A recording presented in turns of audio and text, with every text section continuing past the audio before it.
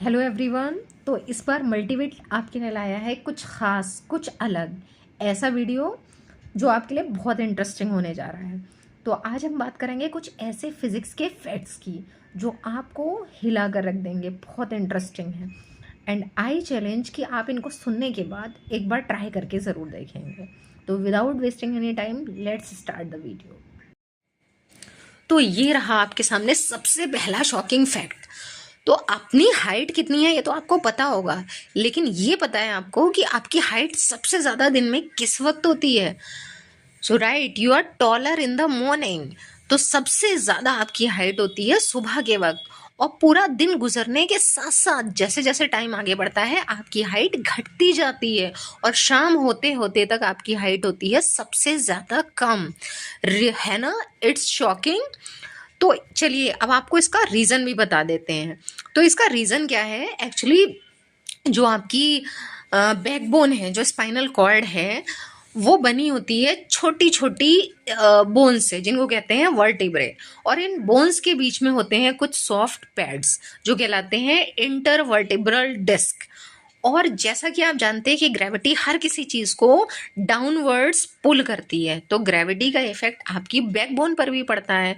और पूरे दिन की जो भी एक्टिविटीज़ आप करते हैं, वॉकिंग, सिटिंग, स्टैंडिंग, उन सभी में आपकी जो बैकबोन है, जो आपकी स्पाइनल कॉर्ड है, उन सब उसकी सारी डिस्क पर धीरे धीरे प्रेशर पड़ता है और वो सारी कंप्रेस होती जाती हैं, ग्रेविटी उनको डाउनवर्ड्स पुल करती जाती है। तो जैसे जैसे दिन गुजरता है आपकी जो बैकबोन है वो थोड़ी थोड़ी श्रिंक होती जाती है और जब तक रात आती है वो अपने shrink level, maximum shrink level तक पहुंच जाती है और आपकी जो हाइट है वो 1 सेंटीमीटर कम हो जाती है। पर जब आप रात को रिलैक्स करते हैं, जब आप बेड पर लेटे होते हैं, उस वक्त आपकी बैकबोन पे ग्रेविटी का इक्वल प्रेशर पड़ता है क्योंकि आप हॉरिजॉन्टल पोजीशन में होते हैं और उस पोजीशन में आपकी बैकबोन अपनी ओरिजिनल पोजीशन को, ओरिजिनल हाइट को गेन करती है और थोड़ा थोड़ा एक्सपेंड होती है। तो आप अपनी ओरिजिनल हाइट तक सुबह को पहुंच जाते हैं। तो अब आपको पता चला कि कैसे करके हमारी हाइट दिन के साथ साथ कम होती जाती है। तो आई एम श्योर कि आप इसको एक बार ट्राई करके देखेंगे कि आपकी सुबह में हाइट कितनी थी और शाम होते होते तक आपकी हाइट कितनी हो जाती है। और फैक्ट्स बताते हैं कि ये जो डिक्रीज है ये लगभग 1 सेंटीमीटर तक होती है। और सिर्फ इतना ही नहीं, इसके बहुत सारे एप्लीकेशंस भी मौजूद हैं। जो एस्ट्रोनॉट्स होते हैं, क्योंकि वो उस जगह पर होते हैं जहाँ पर ग्रेविटी का बहुत कम इफेक्ट होता है या फिर ग्रेविटी लगभग नेग्लिजिबल होती है, तो एस्ट्रोनॉट्स की हाइट में जब वो स्पेस में होते हैं तो उनकी हाइट में कितना डिफरेंस आता है? लगभग 5 से 7 सेंटीमीटर का डिफरेंस आता है। यानी कि स्पेस में जाने के बाद जहाँ ग्रेविटी नेग्लिजिबल होती है वहाँ उनकी हाइट 5 से 7 सेंटीमीटर तक बढ़ जाती है। और कह सकते हैं कि वो 5 से 7 सेंटीमीटर तक टॉलर होते हैं स्पेस में। तो अगर आपको लंबाई बढ़ानी है तो स्पेस में जाने की बिल्कुल ज़रूरत नहीं है। This is a fun fact, लेकिन आप इसको चेक कर सकते हैं। तो चलिए बढ़ते हैं अब दूसरे इंटरेस्टिंग फैक्ट की तरफ। और दूसरा इंटरेस्टिंग फैक्ट ये रहा आपके सामने। Yes, fire has no shadow. तो क्या कभी आपने ऑब्जर्व किया है, क्या कभी आपने देखा है कि फायर या कोई भी ऐसी जलती हुई चीज जिससे लाइट निकल रही है उसका शेडो आपको दिखाई दे रहा है? लाइट का शेडो आपको दिखाई दे रहा है? तो चलिए सबसे पहले आपको बताते हैं कि शेडो बनता कैसे। किसी भी चीज़ का शेडो तब फॉर्म होता है जब किसी लाइट सोर्स के सामने कोई ऑब्स्टेकल आता है, किसी लाइट सोर्स के सामने कोई ऐसी चीज़ आती है जो लाइट को रोकती है और लाइट उसके साइड से बैंड होके निकलती है, तो सामने स्क्रीन पे एक शेडो बना दिखाई देता है किसी भी चीज़ का। तो वैसे तो आपने शेडो देखा होगा, लेकिन चलिए मैं आपको दिखाती हूँ पिक्चर। इस तरह से बनता है शेडो। लेकिन अगर आप लाइट का डायरेक्ट शेडो देखना चाहते हैं कि लाइट शेडो में कैसे दिखाई देती है, तो इट्स इम्पॉसिबल, क्योंकि लाइट जो है, फायर जो है, वो खुद एक emitting body, light emitting body है, खुद एक ऐसा सोर्स है जिससे लाइट निकल रही, तो उसका शेडो कैसे बन सकता है? तो अगर कभी भी आप किसी भी ऐसी चीज़ को ऑब्जर्व करेंगे जिससे लाइट निकल रही है और सामने एक स्क्रीन होगा, तो आपको उसका शेडो कभी भी दिखाई नहीं देगा।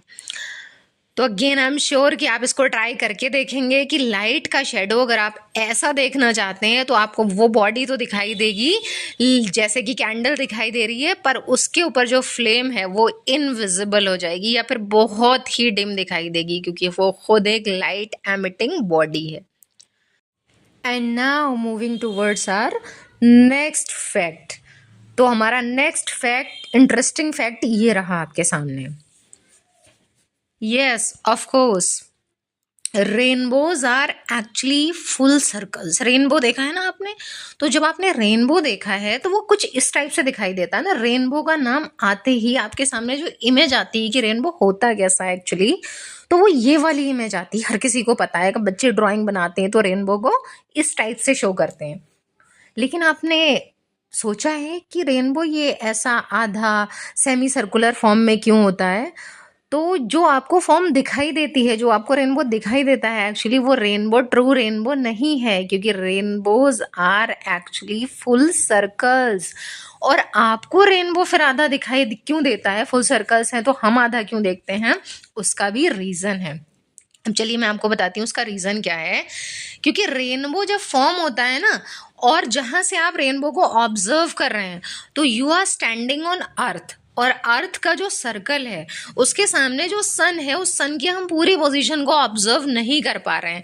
जो ग्राउंड है, जो अर्थ है जिस पे आप खड़े हैं, वो ग्राउंड ब्लॉक कर देती है रेनबो के लोअर पार्ट को। रेनबो का ऊपर का पार्ट आपकी पोजीशन से क्लियर दिख रहा है, पर उसके नीचे जो रेनबो का बचा हुआ पार्ट है वो आपकी स्टैंडिंग पोजीशन के सामने आ ही नहीं रहा है, ग्राउंड से ब्लॉक हो जा रहा है।